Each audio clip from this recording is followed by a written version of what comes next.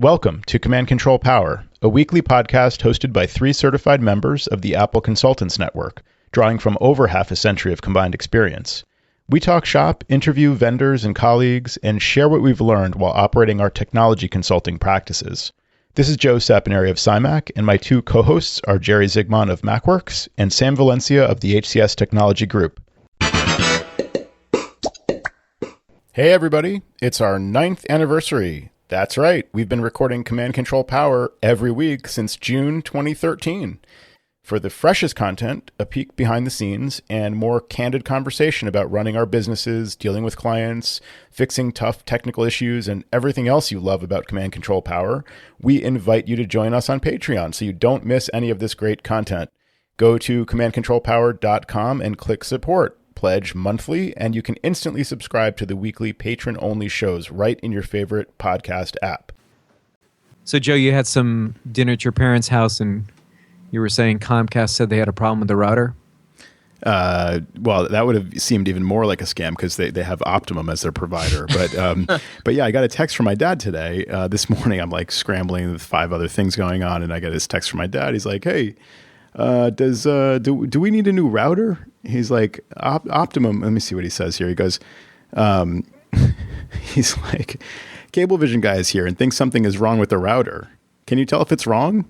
And I was like, this sounds like, the guy like showed up at the house or something, like just randomly shows up and says like, there's something wrong with your router, sir. Like, can I come in? Like that kind of thing. Right. So I write him back. I'm like, I have no idea. Did you schedule them? Did they just show up? And he says, we had a different problem, but the guy comes in and says, we need a new router. So I said, yeah, I can take care of that. I have a used one that I can set up for you. And so sure enough, I go there with the used router and I walk in and the router's fine. This is the story of my life, by the way. Like this as listeners who listen to every episode will know, I almost got to blows with another client over a router, and it was all triggered by Optimum, the internet service provider, telling that client that his router was faulty and needed to be replaced. So I don't know why this is a theme of my life lately. This is like Bill Murray and Groundhog Day. Where it just keeps on repeating. Right. Every day you wake up, you go to a client's house, and they tell you that Comcast or Optimum told them had a bad router. Yeah, and I guess I'm not faulting the guys. I mean, they said in this case, they said it's blinking, like that means it's not working. And I walked in, I said, well, is it working? And my dad said, well, yeah, we have Wi-Fi. And I said, well, then the router is working. And they explained that it probably needs an update or, something else. And sure enough, that's what it did. It just needed an update. And everything else was working. Now, in the defense of the Optimum guy, the Apple TV, which was hardwired to the router, was for whatever reason not online. So I walk up to the thing and I said, let me just try to reboot it. He goes, yeah, the guy tried that. He's trying everything. I said, all right, fine. Let me just try it anyway. So I unplug the power, plug it back in. Comes back up 1 minute later. It's, Apple TV gets a signal. So I don't know. That's it. Problem solved, I guess. So why did the Optimum guy not replace his router if you told him that he needed a new one? Well, he was asking. This is to my dad's credit and Optimum's credit. He was texting me saying the Optimum guy says you should get another one just like this one because these are good. So I was like, oh, good. Vote in my favor. And my dad said, do you want to do it or should I have him do it? And I said, no, I'll take care of it. I can swing by and, bring a used one because they have an even older used one right now. So he's telling your dad to get a new router because this one's no good. Because it has a blinking yellow light. It's an Airport Extreme, See, this is a scam. This is a scam because Comcast in my area is doing the exact same thing. Really? And I think this is a big, plot to just take to remove the responsibility from the cable provider or the DSL provider to provide support for the hardware inside the house. And as soon as you take ownership of the router and you stop renting it from them, at that point, if you come in with your own router, they wash their hands of any sort of internal situation. And if they do, they're more than happy to bill you. And that's where they want it. That's the angle they're coming from now. Well, they want you to go to your Best Buy or your electronics store, get a new router that you purchase yourself, and they don't want to be in the rental business anymore. Well, I'm seeing the opposite around here. I'm surprised about that one. I'm seeing the opposite as well. Yeah, like Sam, are you seeing those? Because we have Optimum here. Those cylindrical D-Link jobs, like they're like black towers, kind of. Yeah, exactly. I mean, about the same size as the Airport Extreme, but cylinder. Right. And they provide the router capabilities, wireless capabilities, and everything. And Optimum's been doling those out like crazy. Yeah, and those things are pieces of junk. Joe, They you are just crap. said that the tech wanted him to get a router. Right. So he had the Airport Extreme, and it had a blinking yellow light, and that was the only thing wrong, quote, wrong with it was that this blinking yellow light was on. And, the Wi-Fi was working, everything was fine. I did come to find out that, like I said, the Apple TV was not getting a wired connection, which was fixed after simply power cycling the Airport Extreme. But the Optimum guy said, you just need a new router. So he's suggesting that they replace this router because it's blinking, and that's it. He wasn't trying to pitch them. Well, they already had their own router, so he's saying just get another one of these. I guess he wasn't suggesting replacing it with an Optimum one, unless maybe he was asking my dad if he wanted an Optimum one. And that was that's why my dad was saying, do you want to do this or should I have him do it? Something like that. So it's not they're not renting from Optimum a modem/router. No, they're renting a modem. See, I think that's the confusion, Jerry, because around here, Optimum, they've only ever had two separate devices. Like originally, they would only deal with the modem. Like it was like, Sam, correct me if I'm wrong, but like for the last 20 years, it's been like just a standalone modem, and you bring your own router. You are correct. And then recently they started to do this thing where there's like two models that I've seen, but lately it's only that like cylindrical, black tower looking D-Link box. And which, like you said, is about the size of the Airport Extreme, the current model, but it's black and it's got a D-Link logo on it. That's the router that Optimum gives away for free. And it's one of those things you get what you pay for because it's a piece of junk. But they're actually giving that away. So Jerry, it's actually kind of opposite of your point, but maybe they just haven't learned the lesson that probably Comcast has learned, which is, like, why are we dealing with this? Why are we responsible for this home networking side of things? Mm-hmm. Mm-hmm. Yeah, I mean, that seems to be the trend, whether these are residential or business clients, because they have the opportunity to start billing the client for the tech to come out on site. Right, because it's not their equipment. Exactly. And try to get any of the guys to climb a pole, forget it. Nobody wants to go up the pole. Yeah, I've never liked the idea of the internet provider like owning or whatever dealing with in any way the router. Like they provide the service that like comes into my home, and then from that point forward, I want control. Right. And that's the way I roll it out to my clients too. I mean, we want to manage that for them, or they can control it internally. But dealing with the cable companies or the other ISPs is difficult enough. I don't want them managing the internal network as well. Right. And I don't care if they say like, this is not our problem. That's fine. That's what I'm here for. Well, before I even call them, I mean, I'll plug directly into the modem. And if things aren't working, then I can say, don't even bother going there. I've tried it, because they'll always want to take out the other equipment and see if anything's wrong on that end. Right.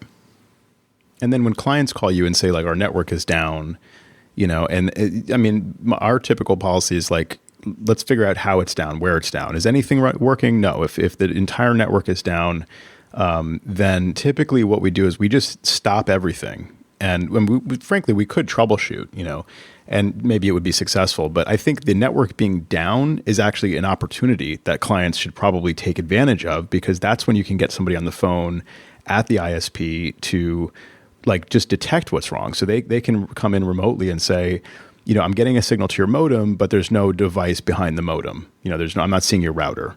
So, okay, fair enough. Then that's probably the router. But if they come in and they say, I can't even see your modem, and then they walk the client through, like, let's power cycle the modem, yada, yada, yada. Now we've got at least a data point where we know that, the modem was offline. So that's not the router's fault, in that case. And you sort of need to know that. I mean, once you have the client start like yanking power cables and, monkeying around with things, then you don't know what was wrong really. So you might have fixed the problem. If it happens again, you have no data to sort of fall back on. How many times have you gone back to a client where you've done port forwarding on their router and you've done a little bit of customization, and then they call you to do some follow-up months later because their internet isn't working, and you come on site and they've reset the router because the Optimum guy told them to do it. They walk them through resetting the factory default and blowing out God. all the settings. To be honest, I haven't had that happen much, but that may be the difference between when they deal with, when like in Comcast's case, they're dealing with, I don't know for what reason, but they're taking some responsibility for the LAN, whereas Optimum, again, like they just typically don't deal with that. Interesting. Yeah, I've found that a lot of cable companies will indiscriminately, or internet service providers will indiscriminately just have clients reset, go back to factory default for their routers, and then just leave them high and dry. That's working. Right. See it. You've got internet. That's nothing else That's all works. you care about. Right. Yeah, I have had Optimum push out some kind of update. I don't know if it was like a firmware update or just some kind of settings like update. But that it affected anybody with a static IP address. So, these are businesses typically. It like just reset the equipment. I think the problem was their update assumed like it was using DHCP or something like that. Like assumed it was not static. And it like just had the effect of killing the internet connection until I think they pushed out another update that fixed it or something like that. But yeah, they can do some funny stuff remotely, and that's why I don't want them in the router at all. Sure. Exactly. So on the other hand, there are maybe valid reasons for the client to buy a modem. I mean, the typical client would be renting the modem from the cable provider. So at least in our case, like I said, Optimum provides the modem in like probably 99.9% of the cases. That's just part of the deal. They show up, you buy their internet service, they plug in their modem that they're responsible for. You can, though, buy a modem. You can buy your own modem, like a DOCSIS 3, compatible modem or whatever, and you can provision it for your, Optimum internet service. And I assume, is that the same with Comcast, Jerry? Can you like go out and just buy a generic modem? They can. They have recommended modems on their site, and then once you get it on site to the client location, then you have to call up Comcast and they have to provision it. But once it's provisioned, it works.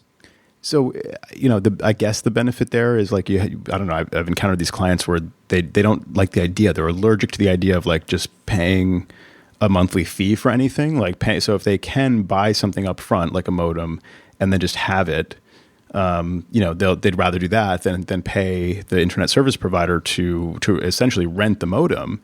And I think the numbers that tend to be thrown around are like, it's $5 a month or something like that for the modem. I don't know if they break that out. I've never seen that sort of broken out on the. They do. They do in your case? Yes. Okay.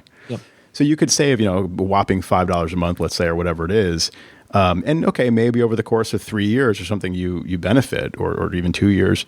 But it seems to me that that's really silly because like if as soon as you need a service call for something, they completely shirk responsibility because it's not their modem. I mean, I don't blame them, right? That if something goes wrong, they can't really help you without charging you to troubleshoot the modem that doesn't belong to them. That's right. I mean, it is false economy, and that's what I tell my clients, whether they're residential or business, that somehow they won't be saving money because as soon as the guy walks, like you said, walks over the threshold, you're into a real sizable hourly minimum. And the problem with that is, and the internet service providers seem to love this business model now because then they just don't have to take responsibility for any of the internal network in the house. They just simply pass it on to the customer and they say, well, our wires are working and, we'll come on site to do the work, but you're going to be subject to a charge. So they love that. Right. Now, yeah, every single thing from the street, speaking of climbing the pole, everything from the pole to like, and beyond is your responsibility as a customer at that point. So yeah, I mean, I definitely agree with you there. It's a false economy. And it also makes our jobs more difficult because like I showed up to a brand new client a couple of weeks ago, and she was saying that the house network is just not great and whatever, and they had somebody like they've been working with for a couple of years who's recommended all this stuff and like partially upgraded it and whatever. And so just calling me in as more of like a Mac guy to come in and do a lot of Mac stuff, but also like, what do you think about the network? Do we need a more enterprise level system? So I'm looking at the equipment, and the first thing I notice is I don't recognize this router. I've never seen this thing before. and I don't recognize the modem. It's not from Optimum. The Optimum modem is sitting on a shelf. So the last guy, I'm trying to piece together kind of what happened, but he clearly saw fit to let's try this. Let's replace the modem. Or I don't really know what the thinking was, but to me, like what I said to her was, now that equipment is suspect. Now I don't really, I can't say it's something I've dealt with before. So now I have to kind of start from zero, and I'm going to assume maybe the modem is suspect. Sure. It's another layer of troubleshooting that you have to consider. Right. I think another part of it is they don't realize the complexity of learning a new device or understanding how the operating system on it might be different. They just think, oh, you're a tech guy, you can figure it out. Right. So they don't realize the amount of extra time it might go into just understanding this new device and how to make it work with their system. And just to be clear, we're all for putting in whatever flavor of router the client wants. There's a lot of situations where I'll have modems that we've programmed with DD-Work firmware, and we love, the Apple products, and some of these Nighthawk routers that are from Netgear are great too. This is just we're just talking about what happens out of the box when the cable or the DSL provider, what they provide for the client. So, in a case with Comcast, you're getting a modem router, and we usually put that in. You can't put it in bridge mode, but you could put it in pass-through. And a lot of times, an airport extreme or airport time capsule is in primary position. Yeah, I'm really thankful that we don't have to deal with that same stuff with Optimum. I think we're a little bit spoiled down here. That there's no, basically the assumption is the modem is always in bridge mode. That's just it. I mean, that's just what they do. So it's interesting. It should vary so much from area to area. Yeah, I know. I've always wondered that. Like, why do we have the benefit of just having this like really sort of agnostic equipment, and you have to do these machinations to kind of like get it to allow you to use your own equipment, your own router and stuff. Frustrating. So have you guys ever dealt with this router board? Does that ring a bell? This was the router that this whoever person had installed here. It's routerboard.com. The router in question is the RB750GL. So I was looking this up today because I thought, I don't even know if these ports are gigabit. Like, I don't know where to plug stuff in because I don't know if the router even supports gigabit, speeds and stuff. So I go to their website, and I just thought this marketing was kind of funny. So first of all, it is gigabit. That's great. And, it has 5 independent gigabit Ethernet ports and optional switch chip functionality for wire speed gigabit throughput. Cool. Nice. Sounds fancy. And then it says, it's probably the most affordable MPLS capable gigabit router on the market. And now it is even more affordable than before. I just like how it's probably the most affordable. Probably. Like, that's the marketing. We're not sure. We haven't done our own research, but we think it is. We're pretty sure it's a good deal. You guys tell us, Yeah, I don't know. And I'm just suspicious of all this equipment now. I don't know what the backstory is. And then in her office, right, there's the previous guy had upgraded like the other zones in the house to these what are they? The Ubiquity access points. I forget which model exactly. So some fairly decent upgrades around the house. And then in her office, where she needs the Wi-Fi to work probably best of all, there's this like Linksys, 10100 like old router thing acting as like a wireless access point, kind of. Lovely. And it's got one red light on it. I'm like, I don't, what like, why would you upgrade half the network and leave this old crap in the corner over here? That's her wire. It just doesn't make any sense. That's what I mean. They don't understand the half of it. Right. They don't appreciate what we're coming in and seeing. And we're like, yeah. It's funny. I just had a conversation with a pretty frustrated client today. They got not a new laptop. They got another refurb because all they buy is refurbs. And not that there's necessarily anything wrong with refurbs, but they always they refuse to spend money. So they look for the cheapest option anywhere. So they bought a refurb. It's having trouble connecting to the wireless. They really do have an antiquated network anyway. And she hit a point of frustration today where she said, I don't know why every tech company we work with, things are so difficult because we're the third company within a year to work with her. Which tells you something, or to work with them rather. Tell her I said hi, by the way. No. Yeah, and it wasn't you. So I said, well, listen. To be honest, I was starting to get frustrated. I said, look, you really have to invest in your infrastructure. We can be the greatest technicians in the world and have amazing knowledge, but we can't work with subpar equipment. And the router was one piece of it. This is what kind of dovetailed into this conversation because hearing you guys talking about that, they had a very old Airport Extreme and really old wiring as well. And she's getting frustrated. The server's ancient. And I said, listen, you just have to understand that you guys need to invest in your infrastructure. I can't continue to make magic happen when you won't spend any money. So she kind of understood because she's not the decision maker in this piece, but I actually made her understand a little bit. And she said kind of, you know what? I know what you mean, because her boss is the one that doesn't want to spend the money. So I twisted their arm to buy a new Airport Extreme, which we're installing tomorrow, and things will be better, but we need to look at that one suspect refurb computer that they purchased. But it is a problem. I mean, just going beyond the router discussion, if your infrastructure is not good, if your wiring is subpar, if your hardware, if your network is not operating fully, you can't expect us to do much more, Yeah, definitely. Now, when you say refurb, I mean, we're talking like, relatively current equipment bought from Apple, or is it like old, used stuff from? They've done a little of both. Okay. I actually, and this is the other problem that kind of frustrates me at times, is we weren't involved in the decision. So I'm going to look at this computer sight unseen. I've not seen it yet. I wasn't involved in the purchase of it, which is difficult to manage because you never know if they don't consult with you what they've purchased is any good. Right. And this is an ongoing issue just with some of my smaller clients that I think as we try and get more involved in that piece of it, all they see is how much is this going to cost me in consulting time, but they need to understand that we're guiding them in the right direction and it'll cost them less in the end. When you get more involved in which piece of it, the speccing out of stuff and like just being consulted every step of the way? Right. The speccing out of equipment and helping them to understand how to put together a quote, what they need in that quote, why this particular piece of equipment isn't right for them. How do you bill for that? Are you running the meter, when you're working on that? No, the thing about it is I don't, if we need to get a quote from one of our vendors or for the Apple store, I generally won't bill for that. If it takes a lot of research to determining, okay, we need this wireless infrastructure to be something new that I haven't dealt with before and equipment that needs to be mounted in specific areas, then yeah, I'm going to bill for a little bit of research time or getting involved in understanding the network topology more, but not just putting together an invoice, a quote, because I do that all the time. So they're going to see an hour charge for that. They're going to get all pissed off. Right. But they see that. They see a consultant that charges by the hour, and we'll get into that managed services conversation again. and they shy away. And they're like, "Oh, I don't want to call Sam. That might cost me."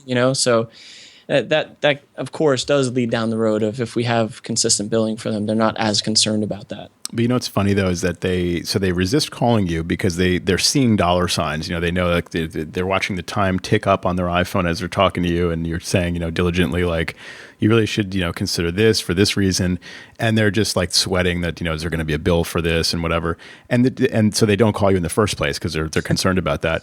And instead, if they did call you, it turns out you wouldn't charge them, and in fact, the things you're recommending are going to actually end up saving them money because it's going to save you time.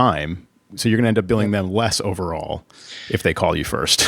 Right. I mean, I am bitching about this one client in particular, but I do have a good number of clients where they do listen to me and they understand and we work well together and all that. So I don't want to say that this is all of my clients, but this is one that frustrated me today. And I wish they understood. I really do. And I can see easily why they've gone through 3 tech companies. And as a matter of fact, we met with them 8 months ago or so, and they decided not to go with us, which I was shocked about, I gotta say, because usually when we get in those meetings, we do pretty well. So then when they came calling us 8 months later, I was like, yeah, I told you so. Right. But they are a little bit difficult to deal with, which is why they've been through the gamut of technicians. And I do know that you have not been involved, Joe. Interesting. I'm sure it's only a matter of time, it sounds like. So. Oh, wait, they're going to fire me, you're saying? No. Well, I mean, have you ever had, I'm sure you have, had clients that, like you said, they don't call you, they order the equipment, you show up, and then everything takes twice as long because they don't have a fusion drive or solid state storage. They just have, it's like a brand new, like screaming fast iMac that takes forever to boot up because it's got a freaking like 5,400 RPM drive in there. Yeah, plenty of times. And then it's like you're just watching the clock. You're like, this is not how I want to be spending my time, like waiting for progress bars and And think about it, the 1 hour, maybe 2 that you'd need to charge extra because of the time, they could have just purchased the new drive. Exactly. Yeah. No, I totally like if it has not been opened, I will tell the client to bring it back. This is not a good computer. It's not. It's a smart move. And I've said this before, but I used to be a little more timid in that respect and be like, oh man, they're not going to be happy. They got to send it back. But I've learned over the years to just be strong and say, look, this is the best decision is you got to send this back. And they'll understand it if we make them, and they need to know that we're the expert in this area, you know. And hopefully they'll call you next time, because they don't want to be like scolded and have to pack it up again and send it back. They'll call you for advice. So exactly. Is there a specific, I'm just thinking like iMac speccing specifically, because I guess the thing with iMacs is that really, I guess the Fusion drive not being standard is really the main thing for me. Like you definitely have to go Fusion drive or all flash, right? And then start at 16 gigs. Don't even consider 8 gigs. Absolutely, that's exactly right. That's what I do every time. Yeah, and they're like, oh, it's a couple $100 more. I'm like, believe me, you'll be happy about it. Yeah, you'll get like 3 to 5 years of solid use out of it versus like, really, this is a new computer. It feels just as slow as the old one. Right. And they'll be frustrated early. So it's good that we are as involved as we can be from sourcing out to the end. It's frustrating that Apple even sells the low end iMac like in the store. I understand having it on the site, for education, and not even just the low, like the really low end, like the new low end. How they announced this like newer lower end iMac, which I just find really weird. It does seem odd. Even like the old low end, which is now like the whatever second one over from the left. Is no Fusion drive. Like I wish that they would maybe hide that somewhere on the website. Maybe that's for education only or something. But in the store, like the good from the good, better, best lineup should be Fusion drive. Like just start off with the Fusion drive. Right. I mean, there's no reason not to. Right. Especially since they lowered the amount of flash in there. Like how expensive is it to make a Fusion drive?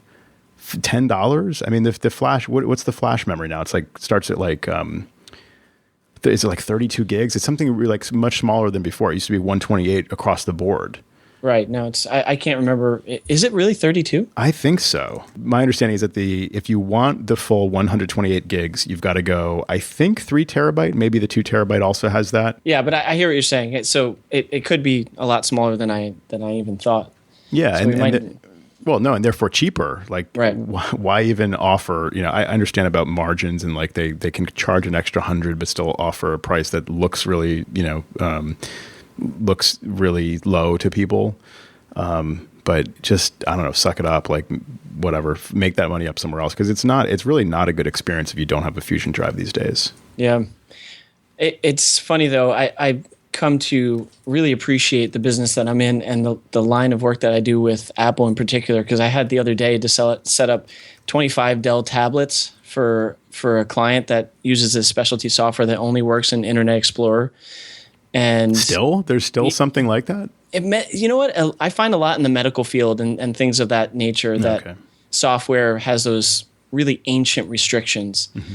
And it's such an antiquated piece of software because you still have to use Internet Explorer in compatibility mode, and you have to go through all these hoops. But at any rate, I had to spend the day setting up these 25 tablets, and it was so laborious and just so not intuitive. I mean, look, I'm not going to Windows bash, but it's just because I do support both operating systems. It's just spending the day doing that was such a frustrating day for me that I just welcome the change to go back to working on my Macintosh clients the next day.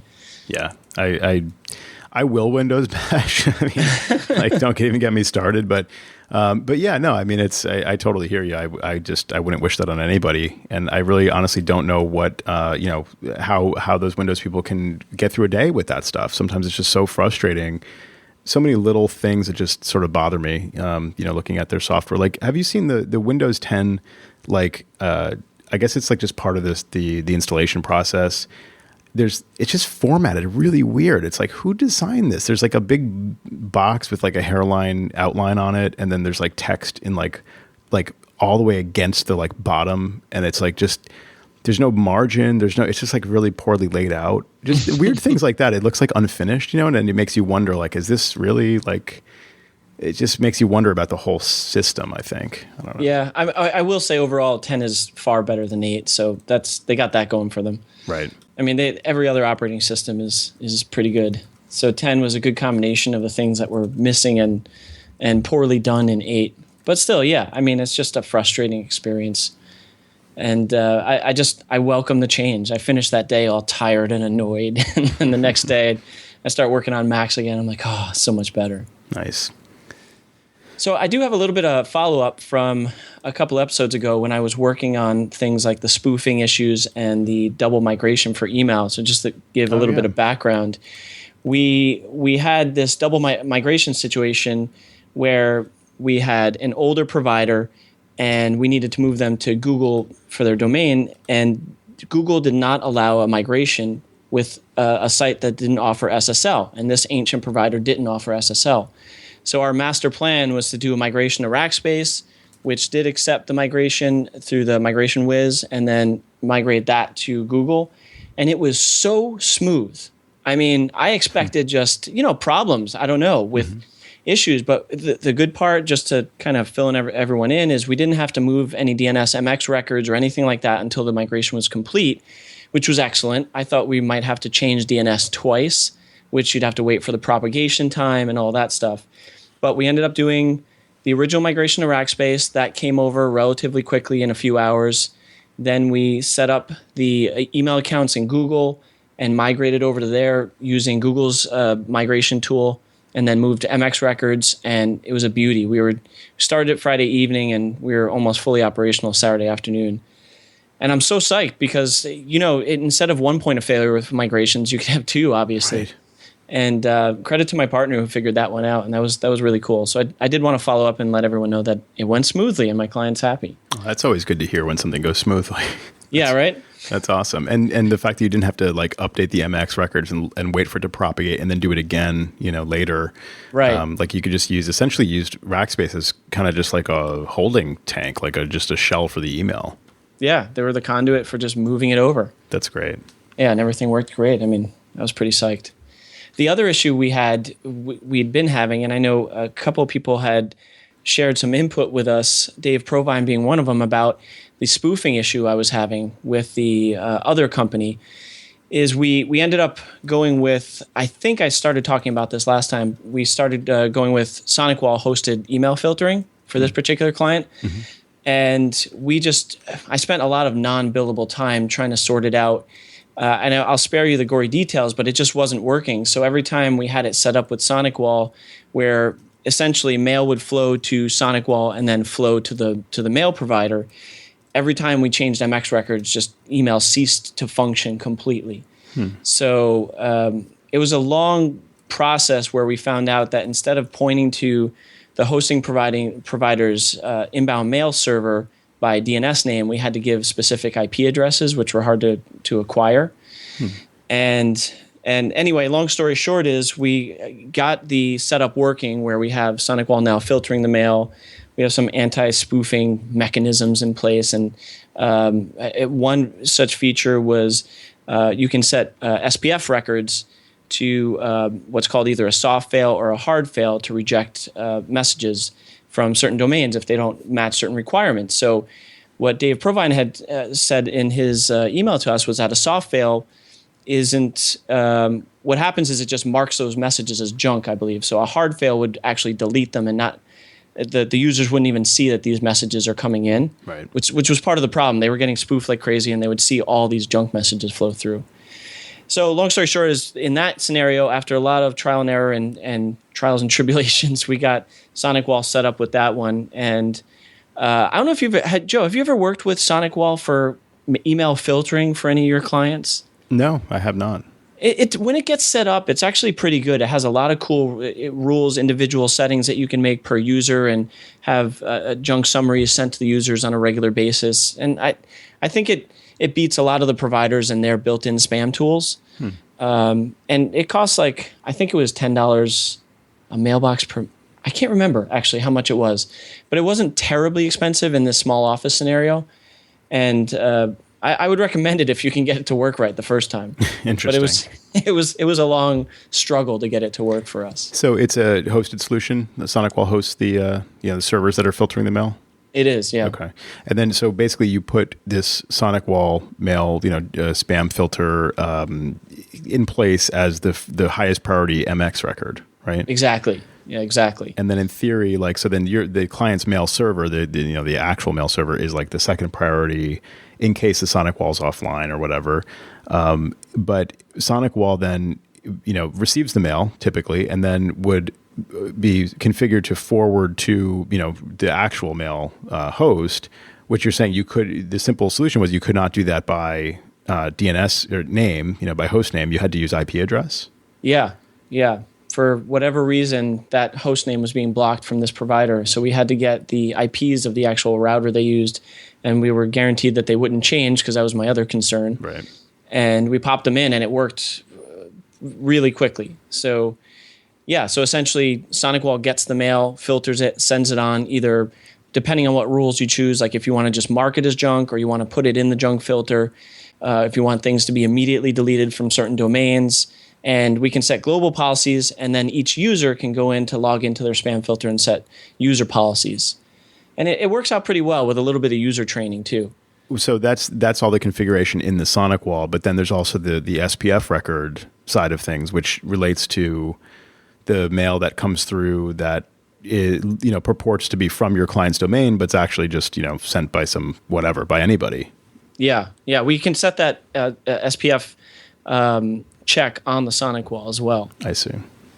Interesting. So I consider that to use an outside service maybe more extreme than I need for a lot of my clients, but these guys were just getting crushed with the amount of junk and spoofing, and it just nothing seemed to be able to mitigate it. So we went this solution, and now it's easing up and things are a little bit cleaner for them, and they're a lot happier. So that's good. I know we talked about that in a past show, but it's just, do you have any insight as to why they, like you said, the vast majority of the clients don't suffer from this. I mean, we've all got the occasional message, supposedly from our own address that clearly is not, and it's trying to sneak through the spam filters that way, which is what, SPF records can help with. But why in this case, this client they're getting so many of those? I wish I knew, and I wish someone could help me with this, because I've talked with the provider, I've talked with SonicWall. I mean, for one thing's for sure, and I think I mentioned this before, is that one particular user in this domain who seems to be spoofed the most, his contacts were compromised at one time. Okay. And so that's for sure, because a lot of the people that he does know and that are in his contacts have received these. But we verified in recent months that he's not currently being hijacked. We've taken all the security measures and made sure that nothing is currently either working off of his computer or using his email credentials or anything like that to be able to send mail as him. This is truly spoofed messages. And but it seemed like clockwork. Once or twice a week, they would just get crushed, and they were just getting really frustrated, Yeah, I can imagine that is super frustrating. But I think that probably does go a little ways to explaining it, like the fact that the contacts were compromised. That's a good reason to try and spoof somebody's address, to make it look like it's coming from them, right? Right. Hey, check out this link, the generic email that they get. Right. Ridiculous. There's always an explanation when the client contacts you. They're like, I thought it was, it was my birthday a few days ago, and I thought maybe, it's like always a story. It was my birthday. Right? It said happy birthday. Right. It's like, I thought they were sending me a greeting card or something, but so the other question I had for you on that is, you mentioned when, in all the trial and error and tribulations you had around this, I guess what was happening? You were updating the MX to okay, let's flip the switch. SonicWall, you're it, and then mail would stop. It just wasn't working, and you're like, oh no. Even after we obviously waited for propagation time and all that stuff, we would do it over a weekend. And that's why this took weeks, because we couldn't do it again. Right. I mean, we could do it after hours on a weekday, but you never know if it's going to complete by morning. So we were always waiting for that Friday afternoon switch. And then I got bold and did it once during the week on a Tuesday, and it screwed things up. They were all bent out of shape. Oh, man. But yeah, it just, as soon as we flipped the switch, everything stopped working, and there were no bounce backs or anything. It was kind of weird. Messages would just go off into the ether and disappear. Yikes! Wow. Yeah, it was really strange. I'm like, man, I don't. consider myself to be the end all be all expert on this stuff, but I know my way around. I've done this for a number of years, and I was just kind of surprised by all these brick walls and turns that I hit along the way. Well, I mean, I guess I will admit that I went through some of my own little trials and tribulations. I wasn't stressed about it because I think I get this was on my own server. What made me do this? I set up an SPF record because I think somebody encouraged me to do this a while back. You know what? Now it just came to me. I'm pretty sure it was our good friend Luis Geraldo, friend of the show, who reached out to me a while back saying, "Hey, I noticed this on your email server. You probably should look into like setting up an SPF record." Really? Yeah. And it was really kind of him to reach out. And I just was like, okay, like I got to do that sometime, And I just never really did it. And eventually I looked into it. And I think I wanted to practice for client stuff. And so I used myself as a guinea pig. This is what happened. You know what it was? With Gmail accounts, we started to notice that certain Gmail users were just not getting our emails. Certain Google Apps users and certain Gmail users. And I don't know why. I think it might be related to the fact that I do have my domain hosted with Google, but they're like my second or third priority in my MX. So they're not who I use actually to host my mail, but they sort of catch my mail if my server's down. And I think that because Google sort of knew about my domain, they were doing some fancy things behind the scenes where they were basically saying like, you don't, we don't think this message is really coming from this domain. They were filtering it out. So what I did was I made an SPF record. In theory, that would like say, okay, the mail should come from this server and like may also come from Google's server. But both are valid, so that in theory Google would respect that. But in my attempt to write that record, it took me like 3 tries to get it right. So I started like bouncing mail and like I just screwed up my own mail for a little while. Well, at least it happened just to you. Yeah, well, that's why I kind of dove in and did it with mine. I thought I need to learn this anyway. So, one of them was like a really dumb mistake. It was like I copied and pasted from some site that helps you write the SPF records, and it had like the quotes around it. So I was like, oh man, that killed my mail for a little while. So, we've all been there. That's all right, man. Well, like you said, it's better to make yourself the guinea pig than to learn that, stumble along at the client side, be like, I don't know what's wrong. Right. Yeah, mail's pretty important. Yeah, at times. Hey, just to throw in one little side note of hilarity on my end. I think I've been having some trouble with my own phone. And the old story goes, as we always know, we're the last ones. Our own devices are the last ones to be looked at. Right. And so I was having trouble where it wasn't always charging. I would plug it in my car, and it would kind of start to play music through the USB, and then it would cut out. And it's like, man, I really got to get this taken care of. I'll probably have to use Apple Care Plus. There's probably something wrong. And then I really started to notice a couple of times recently where plugging in the lightning adapter was just, or the lightning connector was just not sitting well. And I said, this is it. It's toast. So I literally got in the car from a client, and I was all angry and bent that shape that I couldn't plug it in correctly. So I'm like, let me take a closer look. So I shined a little light inside there, and it's just, there was a whole buildup of lint in my, and I was like, oh man, I cleaned that out, and it's been perfect ever since. Nice. But it's so ridiculous that I thought it was something much more severe. I thought, just one of our clients, that would be a story that would come from one of them, Oh yeah, totally. Right. It's not plugging in. It's like there's a paper clip stuck to the MagSafe connector or something like, yeah. Yep. No, it's a good example, but you're right. Cause you don't even bother to investigate. You just kind of file it away. Like I know I need to do this at some point, but then when the time comes, you think it's a big deal. Right. Plus you're always running around. I mean, I'm going from place to place. I don't have time to stop and look at my own phone. Right. Yep. Totally agree. Well, on that note, we should wish listeners a very happy holiday, whatever you celebrate this time of year. And maybe, we encourage you to take the time to, deal with your own tech. Good point, Joe. Right. In addition to spending time with family and friends and, just taking it easy, take the time to inspect your own tech and upgrade all your stuff, because when the beginning of the year hits, January, 4th this year, you'll be hearing from clients, bright and early, and you'll be needing to hit the ground running. So definitely take the time you have over the holidays to inspect those lightning ports and blow out any lint and just give everything a good restart, and that's our holiday message from Command Control Power. Nice. And I must say that I don't know how much downtime they'll actually have with all the family and friends that'll be asking them for help at all the holiday parties. That's a good point. That's exactly right. We take off our Apple Consulting hats and we put on our Apple Consulting volunteer hats, and we support our families this time of year. So good luck with that. Why don't we just support each other's families? Can we charge them? Wouldn't that be easier? Yeah, and then just charge them, and yeah.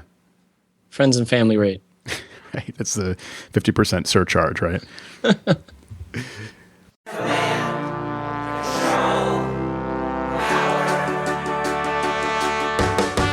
Jerry does his voices of customers of all kinds. Am I on the cloud?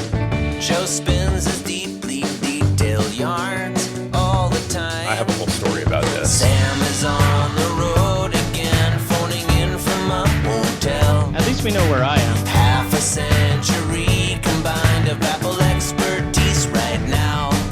Right now. My Mac is slow.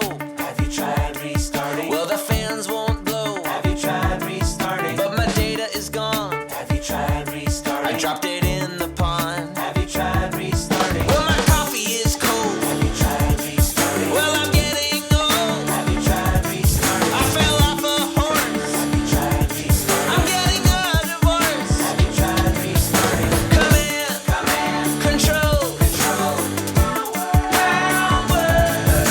Command, control, power.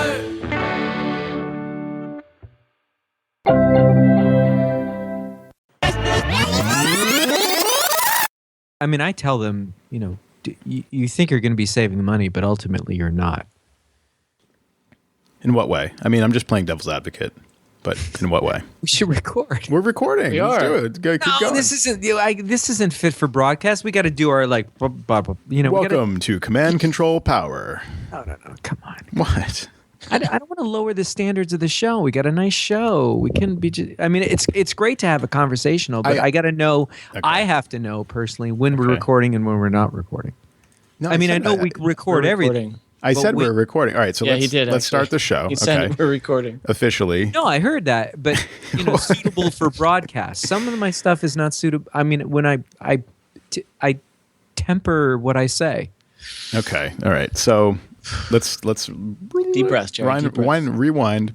All right, now I'm recording. This is the show.